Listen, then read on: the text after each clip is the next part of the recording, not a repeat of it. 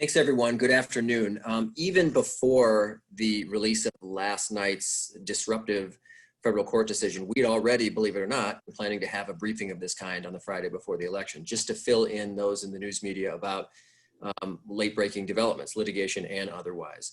So I just want to touch on three things before I get to the important part, which is your questions or comments or feedback. First, I want to talk about the numbers. Second, I want to talk about the lawsuit. And third, I want to talk about some polling place issues that have arisen recently. First, the numbers. Some of you have seen they've already been released on our website, but for those of you who haven't seen them, they were just released a short while ago. The new numbers in terms of outstanding and other applications or other absentee ballots. So if you look just at absentee ballots, people who asked for or ordered an absentee ballot, that number right now is 1,746,354, 1,746,354. The accepted number of absentee ballots, so they're good to go, they have been accepted, so far is 1,434,227. That's 1,434,227. Rizika will get you those numbers in case you didn't jot them down. If you do the math, the outstanding number of absentees right now is 312,127, 312,127. If, however, you add on to the absentee ballots those who live in mail-only jurisdictions, and for those of you who aren't as familiar with others about this, Minnesota has had a law since 1987 that allows small communities, typically townships in rural areas, and cities with 400 or fewer registered voters, not people, but registered voters, so small jurisdictions. Since 1987, we have allowed them to ditch their polling places. They can go mail only, where all of their registered voters automatically get a ballot sent to them. So if you add them into the mix, then that application number is 1,969,728. So knocking on the door of 2 million. That's 1,969,728. And the accepted ballots are 1,581,193. 1,581,193 for a difference of, meaning the number of outstanding ballots that have not yet been received yet, 388,535, 388,535. And we'll get you those numbers in something more digestible, but I just wanted to lead with that. Needless to say, that is an extraordinary number. The fact that we're knocking on the door of 2 million people who might not set foot in a polling place at all in Minnesota out of the expected probably minimum of 3 million voters as a percentage, that is huge. That is almost certainly going to be over half of voters who will not set foot in a polling place on election day itself. They might early and go vote in-person absentee, but that is extraordinary, that is record-shattering, that is unprecedented. I think the numbers speak for themselves. So I just wanted to give you that update for now. And we'll try to do as many updates as we can between now and election day as well. Second, I want to talk about the lawsuit. I suspect many of you want to hear about that. Just a little recap and to zoom out a little bit. Here's what apparently the decision does. First, it requires segregation of ballots into two piles.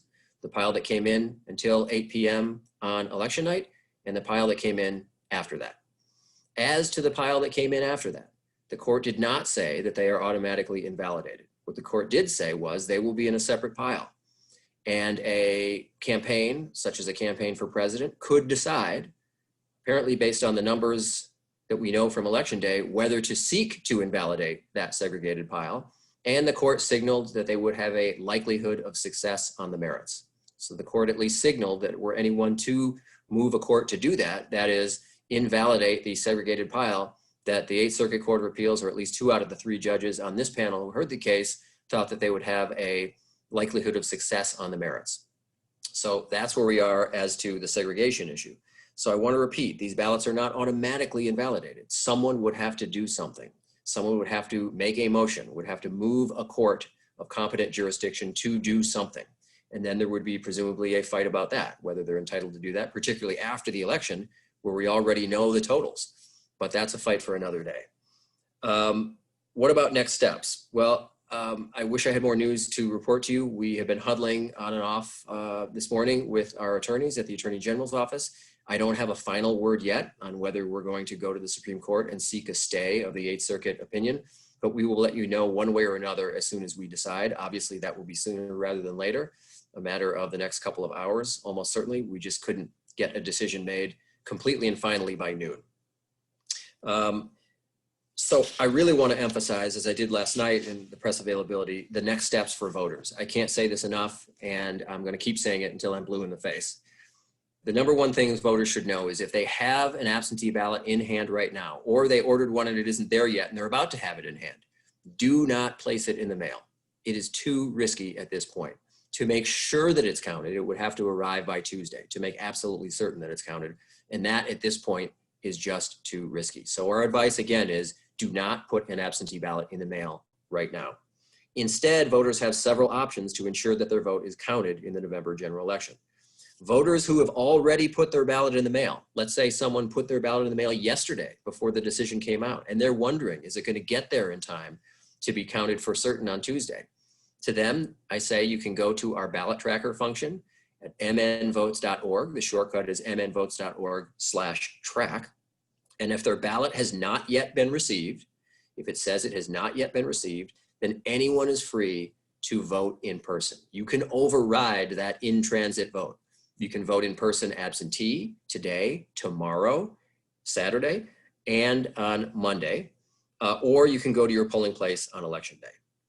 I want to stress that in terms of absentee balloting, under state law, every single county in Minnesota must have hours tomorrow, Saturday, between 10 and 3. Some counties have elected at their option to lengthen those hours on either side, earlier than 10, later than 3. That's at their option. But the minimum for every county, large or small, urban, suburban, and rural, is they must be open for absentee balloting the weekend before the election on the Saturday from the hours of 10 to 3. That is everyone's option tomorrow. So if you have a ballot that is in transit and you see that it has not yet been accepted, you are perfectly free to go in person either today, tomorrow at least between the hours of 10 and 3, or to go Monday during business hours, or just to go in on election day at your normal polling place. And if folks don't know where their polling place is, or they do, but they suspect it might have changed, they can go to our website, which is mnvotes.org, and go to the poll finder tool there and just type in their address and find out where they should vote in person on election day. I want to stress, as I've done throughout the past few weeks and months, but now it takes on greater urgency, that just because you get your ballot sent to you by mail does not mean you have to return it by mail.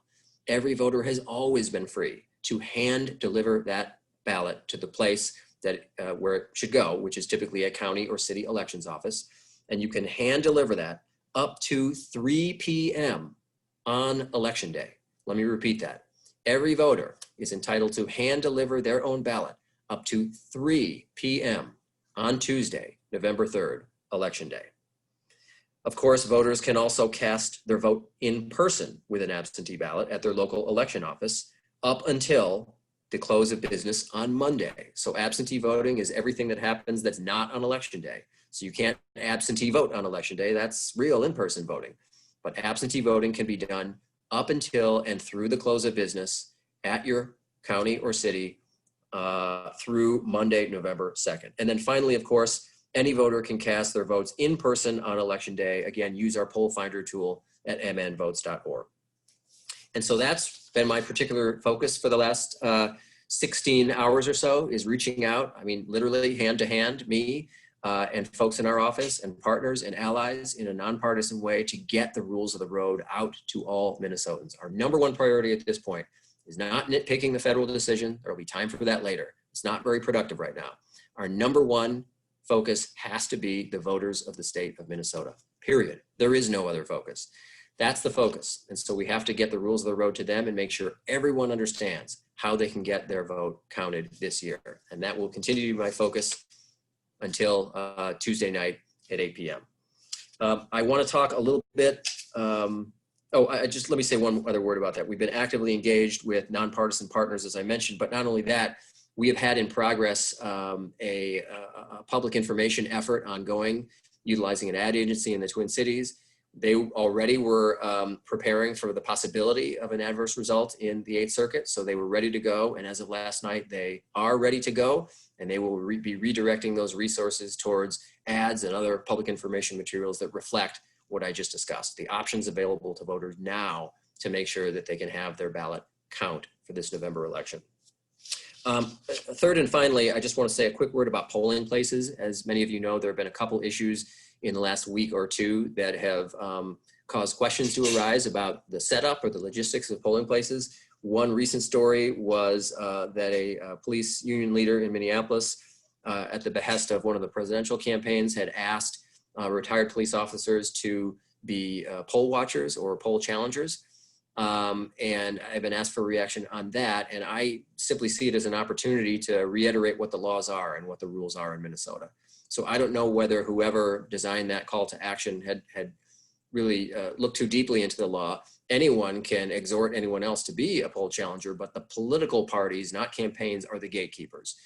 The rule in Minnesota for many years has been that every major political party gets one and only one person that they can designate in writing to be a so-called challenger in a polling place. It goes through the political parties, not the campaigns, not even a presidential campaign. It must be designated in writing, and they get one and only one person. Once a challenger is in the polling place, there are pretty significant restrictions. A challenger cannot come within 6 feet of a voter. A challenger cannot speak to a voter. A challenger can only make a challenge to a voter's eligibility or conduct in writing and based on personal knowledge. That's the exact word in the statute, personal knowledge. So it can't be based on a whim or a hunch or a bad vibe or a feeling or a guess. It's got to be based on personal knowledge. Those are the rules, and they apply to everyone, retired police officers or anyone else who might be recruited by another to be in a polling place. So that's where the rules are with respect to poll challengers. There have also been some lingering questions about the report from now a couple weeks ago about the Tennessee-based employment agency, Atlas Aegis, that posted a job posting calling for ex-members of the military to come to Minnesota to guard polling places. As you may know, the Attorney General's office has secured an agreement with that company that basically that will now not happen. People will not be dispatched to Minnesota from there for that purpose. And again, it's an opportunity for me and others to just talk about what the law is. And the law is that no one not already authorized to be in a polling place may come within 100 feet of the entrance of a polling place, even if it's private security, even if it's someone who is purporting to help or augment or supplement law enforcement. First, they've been very clear that they don't want that help or supplementation. Second, those folks will not be allowed within 100 feet of the polling place. Could they be 101 feet from the polling place? Sure. But also there again, Minnesota and the federal government have pretty strong and sweeping statutes with respect to voter intimidation, and law enforcement is on guard about that possibility as well. So I just wanted to cover those because of those. There have been some lingering questions. Let me just conclude before I get to your questions by saying the ultra obvious here, which is that this has been a challenging year. Of course it has. We're in a once in a century pandemic. But in the end, in some senses, that doesn't matter. Minnesota is #1 in voter turnout for a reason. It's not an accident. It's not a coincidence. It's not dumb luck. It's because Minnesotans really do find a way to vote, even under extreme and challenging circumstances. And I really expect that to happen again this year. And I'm an optimist about all this. We've been thrown a couple of curveballs, but I have every expectation that we will excel and succeed as we always do. So thanks for your time and attention. I'm happy to take any questions. So right out the gate, we have a question from Blois Olson, and Blois writes, one second, here we go. If someone has a ballot, can they vote on election day? How does the process work? And then I have a question from Kevin next. Yeah, so Blois, thanks for the question. So if someone has a ballot, it's sitting on their coffee table. Maybe it just came today in the mail, or it's been there for a week or a month. They absolutely can vote on election day. And what will happen then is that absentee ballot will be canceled. Think about, the best analogy I can come up with is a canceled check, right? Even if it's in transit and not on the coffee table, it will be canceled. There's a unique and individual barcode associated with the ballot and with the voter, the intended voter for that ballot. And so that will just be zeroed out. So even if this wasn't your question, but I'll go the extra step here, even if someone votes in person the way I just described, and they go home ready to incinerate that ballot, and a spouse or a roommate said, oh, I just wanted to help you out, I tossed this in the mail. Don't worry, it's not going to count anyway. It will have been invalidated. When it arrives, it will not be counted. Next question is from Kevin Featherly. Kevin writes, we keep hearing that you acted unilaterally on the consent decree. Even the judges suggested as much. Please take that on. Was your action actually unilateral? And then a question from Taylor next.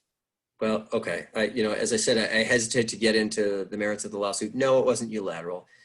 You can't, the whole creature of a consent decree can't happen unless a judge blesses it. And a judge can't bless it in Minnesota or in the federal court system unless she finds that it was fair, adequate, reasonable, and in the public interest. Those four things. There has to be a finding of such.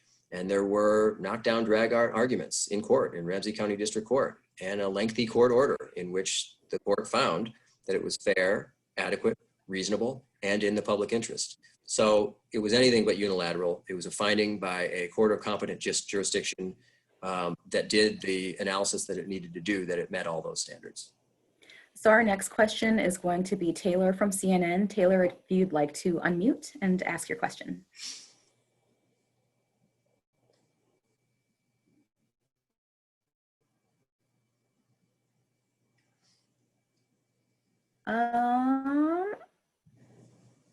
Maybe we will see if Taylor returns. In the meantime, let's bounce over to Greta from MinPost.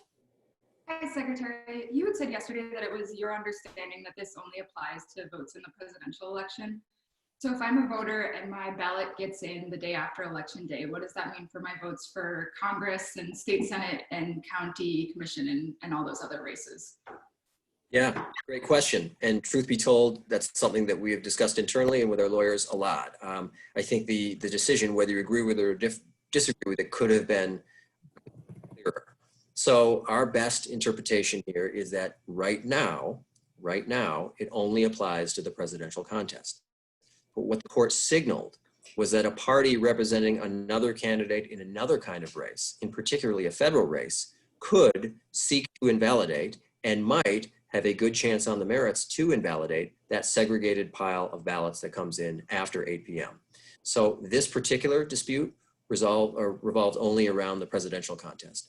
But the court at least provided room for other candidates to seek to invalidate the pile of segregated ballots. So our next question, we're actually going to go back to Taylor. Taylor's ready. So Taylor, if you'd like to unmute.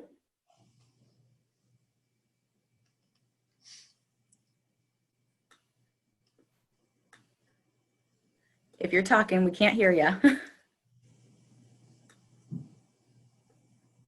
It's still not working. Taylor will send a question in via chat. In the meantime, next question goes to Amy from AP. Amy writes, given the order, will your office provide daily counts on outstanding ballots from here on out? Oh, I'm sorry, on outstanding absentee ballots. Well, I'll check with our IT folks, but we'll get as much information as we can. Whether it will be exactly daily, I can't commit to that, but as much as we can between now and Tuesday. That you have my commitment on.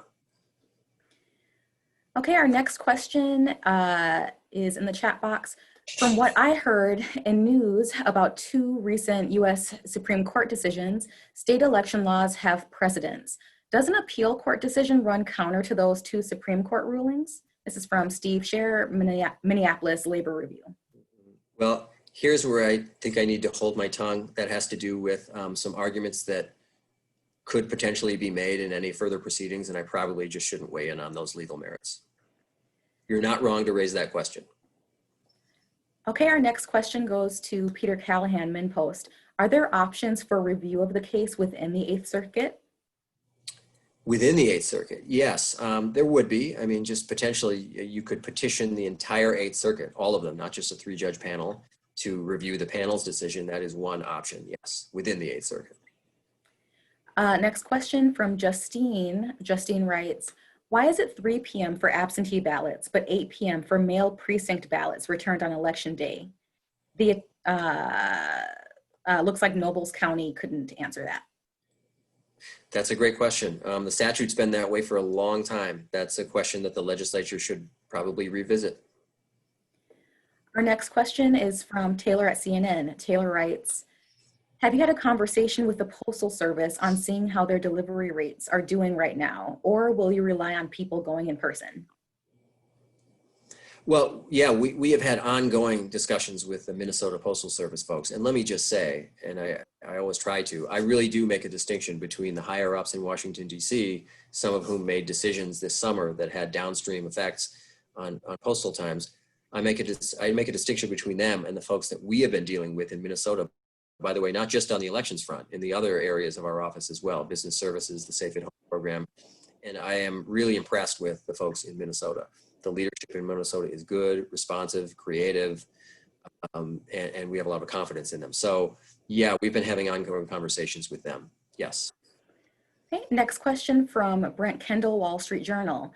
Brent writes, any updates since last night on navigating Facebook's rules in terms of being able to get the word out about the pulled back ballot deadline?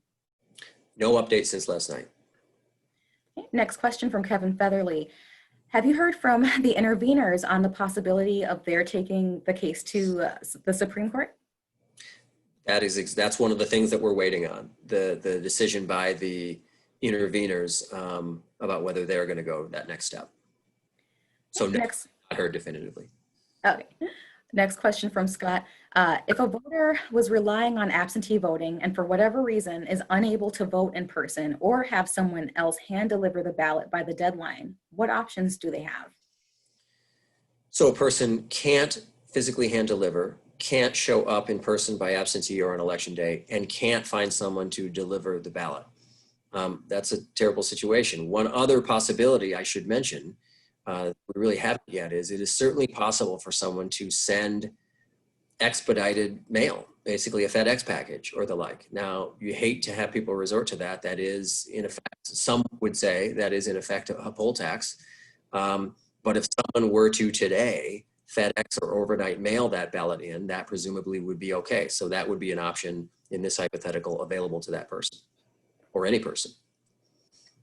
Next question is Eric from St. Cloud Times. Eric says, I have a clarifying question. Is there still an active challenge to the validity of ballots arriving after 8 p.m. Tuesday? And if no further challenges are made, will those late ballots still be counted? So our interpretation is that for those ballots will be counted, even the ones that arrive after 8 p.m. on November 3rd, unless someone does something. Some party to the litigation moves the court to do something, namely invalidate those ballots. It would take action. Nothing will happen automatically. So the court basically said there will be a segregated pile of ballots that comes in. They believe that were someone to move a court of competent jurisdiction to invalidate them, that they would have a likelihood of success on the merits. That was their language. But if no one does actually do that, they would be counted and they would not be subjected to invalidation. But so someone would have to affirmatively go in and say, we want to invalidate that pile of votes. Next question from Taylor at CNN. What is the plan so far to remedy the people that voted in the day or two before the court forced change and now will have ballots arrive late? Are you planning to go back to court to get them grandfathered? So we are reviewing options which could include something like that, but I have nothing to definitively to say yet about what option we're going to take. But let me just take the question as an opportunity to say, for anyone whose ballot is in transit right now, they sent it yesterday, they sent it the day before, they sent it the day before that, and they have every reason to believe it's floating out there in the mail somewhere. Use the ballot tracker on our website, mnvotes.org/track, or just mnvotes.org and find the ballot tracker. And you'll have the peace of mind of knowing when it arrived and what day it arrived.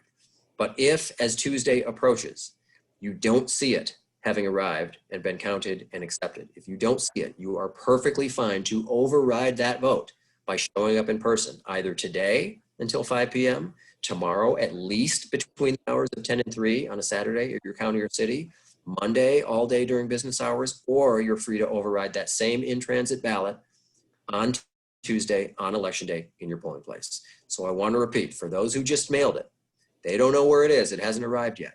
You can either wait a couple days to see if it has arrived, or go in today, go in tomorrow, go in Monday, or even go in Tuesday and override that in-transit ballot. Next question from John Croman at KARE 11. Representative Lucero stated yesterday that legislative action would have been better than the court's consent decree. Was this ballot counting grace period raised within the legislature, Or was it considered a waste of time in a divided legislature? Well, there were a lot of ideas about how to accommodate COVID-19 and later about how to accommodate, possible delays in the Postal Service. In terms of the timeline, remember these lawsuits, and there were multiple. There was state court, there were federal court, there were multiple of them, didn't come until I think one was like a day or two before the session ended, and the other one was a day or two or maybe a week after the session ended. So it wasn't as if we were discussing precisely the issues raised in the litigation during the session because they weren't happening during the session. So, there are multiple ways to enact these kinds of necessary changes for voters. Legislation is one option and court action is another option. Next question, Amy from AP. Last night, the issue of counting ballots came up. Is there more clarity on how you will count these segregated ballots? Will you be posting 2 vote totals? No, we will not be posting 2 vote totals. It is full steam ahead on the plan that we already had and that we apprised many of you on recently in a briefing a couple of weeks ago. So what will happen is, just like any other election, we will post information on election night. What is posted on election night will be comprised of everything we've received from all 87 counties, and what they have received will be everything. We will include everyone who has voted that day in person, and all or substantially all of the ballots they have received so far. So that's going to be a big, big number on election night that is posted. It will be a very big number. Thereafter, the same plan that we talked about a couple of weeks ago is in place. We are asking the counties to give us a daily report for each of the subsequent 7 days. So we're asking every county to report to us on Wednesday. We will then collect and aggregate that data and report it on our website late on Wednesday, Thursday, Friday, and so forth, all the way up until Tuesday. We're not going to segregate it by whether they came after a certain point, like 8 p.m. on election night. So there will be no tally saying, well, here's Trump versus Biden up to 8 p.m. on election night, and here's Trump versus Biden thereafter. We're not going to do that. Others can back out the numbers if they want, but we're going to go ahead and do a daily tally, assuming that all of these will be counted.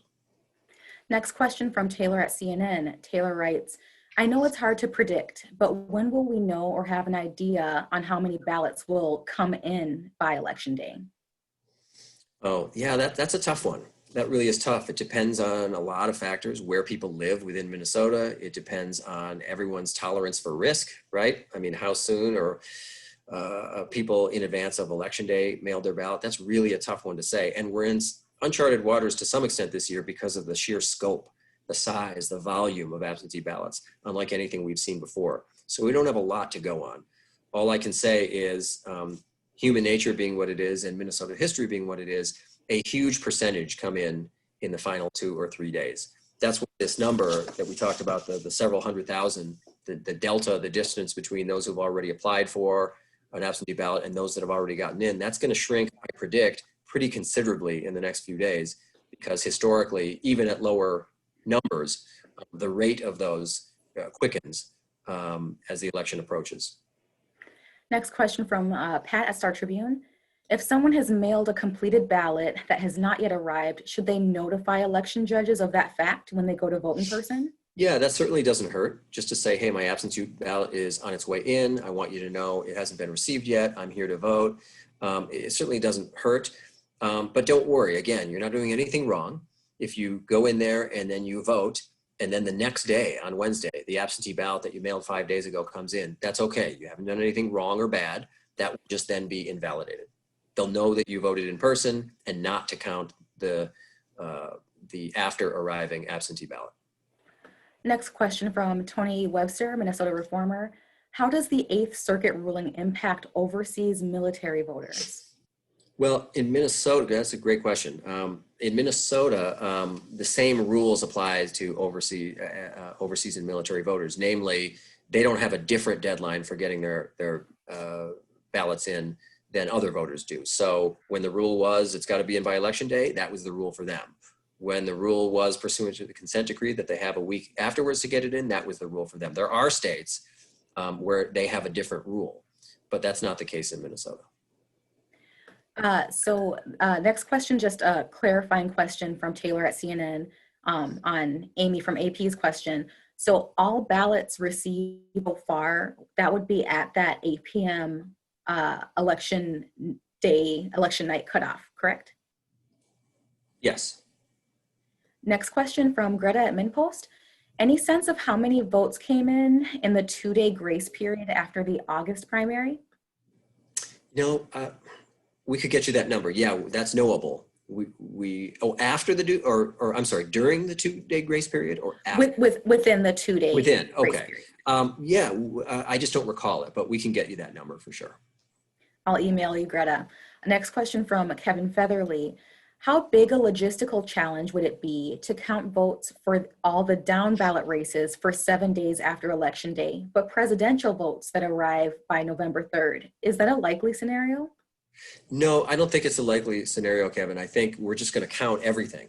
We will have them segregated, obviously, but we're just going to count everything for every office because remember, nothing is invalidated at this point.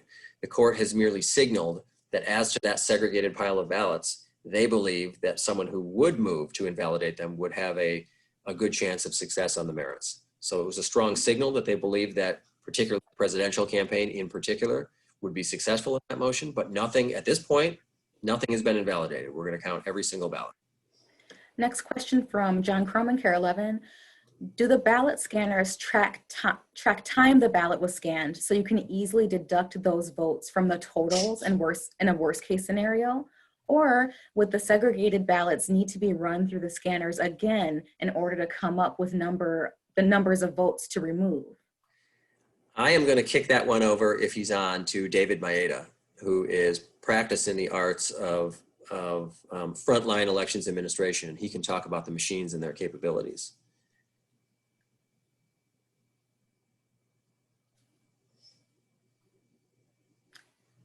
Is David on?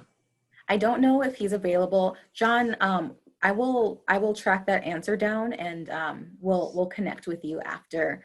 Next question from Steve Scher, Minneapolis Labor Review. If unauthorized poll watchers are interfering with voters at the polls, what can someone observing this activity or experiencing it do? Yeah, our advice is number one, go to one of the poll workers. Go to one of the election judges. We say that because they're in charge, number one, and number two, they are trained on this very thing, these very statutes, these very rules, and more broadly about disruptions of all kinds in the polling place. So they are trained, they know what to do, they're often very experienced, and so go to them first. They are then empowered to go directly to law enforcement. And so is the voter or the observer of this too, but it might be better coming from someone in the polling place in a position of authority. So go to the election judge, go to the poll worker and tell them about it. They are empowered to go to law enforcement. You, the voter or the observer, are certainly entitled to do that too, but it may be better to go through the election judge in the first instance. Next question from Amy at AP. At this stage, is your office still taking absentee ballot requests and sending ballots out? So curiously and interestingly, under Minnesota law, there is no deadline for request of an absentee ballot. That's the way the legislature has wanted it. So there is no deadline. Could someone at this late date ask to have a ballot mailed to them? Sure. Obviously, that would not be a good move at this point, but there is no deadline. They could do it the day before the election if they wanted to. Next clarifying question just from Steve Scher again. Clarify, if you still have your absentee ballot in hand on election day, where can you bring it so that it will count? Yes, if you have it in hand on election day, do not bring it to your polling place. Don't bring it there. Because if you bring it there, you might as well just vote in person at your polling place. Don't bring it to your polling place. Instead, take it to your county or city elections office. Again, mnvotes.org is our website if you're not sure where to go, or call your county or city to find out where to deliver it. So absolutely, you can deliver it, hand deliver it up to 3 p.m. on election day, 3 p.m., not 5, not 8, 3 p.m. on election day. You just got to deliver it to the right place, not your normal polling place. So Steve, David was actually muted before. I'm just going to quickly reread that question so David can answer. The question was, do the ballot scanners track time the ballot was scanned so you can easily deduct those votes from the totals in a worst case scenario? Or would the segregated ballots need to be run through scanners again in order to come up with numbers of votes to remove? And David, if you're ready, unmute. Yes, thank you. The answer to the question basically is no. The scanners do have time track when ballots go through the scanner, but it doesn't like put a timestamp on the actual ballot. So there's no way to No, when a particular ballot got put through the scanner. And to the second point of the question, we actually had a meeting with the elections team this morning to figure out the best way to do that. And what you mentioned is one of the options we're looking at. I'm going to have to meet with the vendors to see the best way to count. If we have to deduct the ballots, the best way to do that with their software. Thank you, David. Thank you. And for those of you who didn't catch it, David Maeda is our Director of Elections here in the office. Our next question goes to Taylor at CNN. Taylor writes, are there any numbers on rejected ballots that still need to be fixed at this time?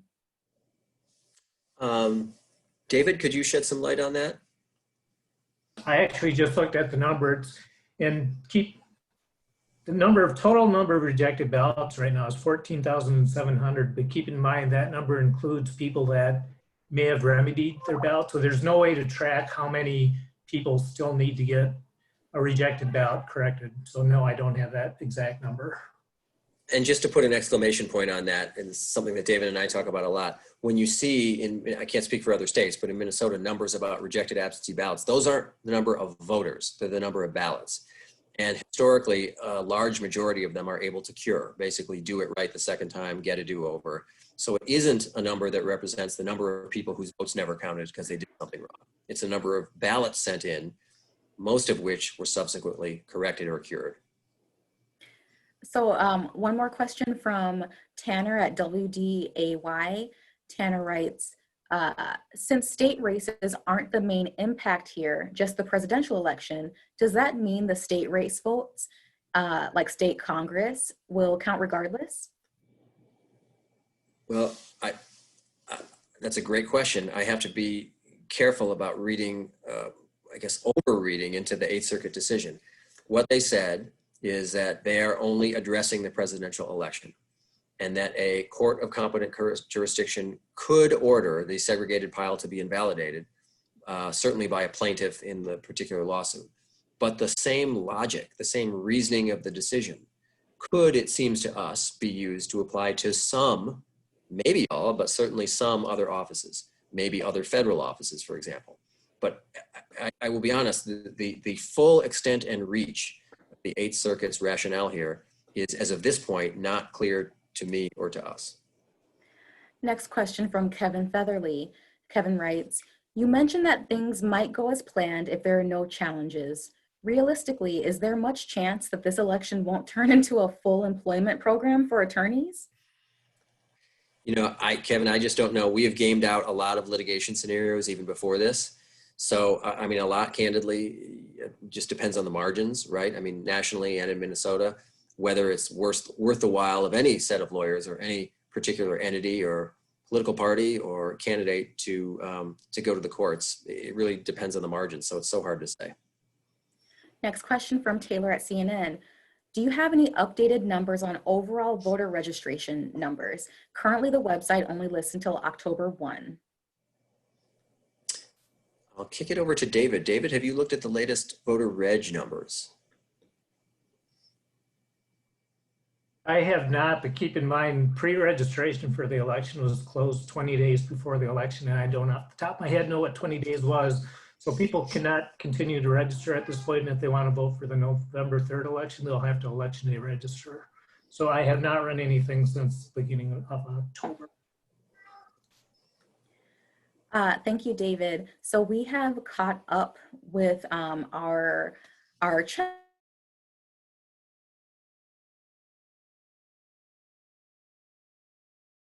Just ask your question verbally, throw your name in the chat box, and I'll call on you.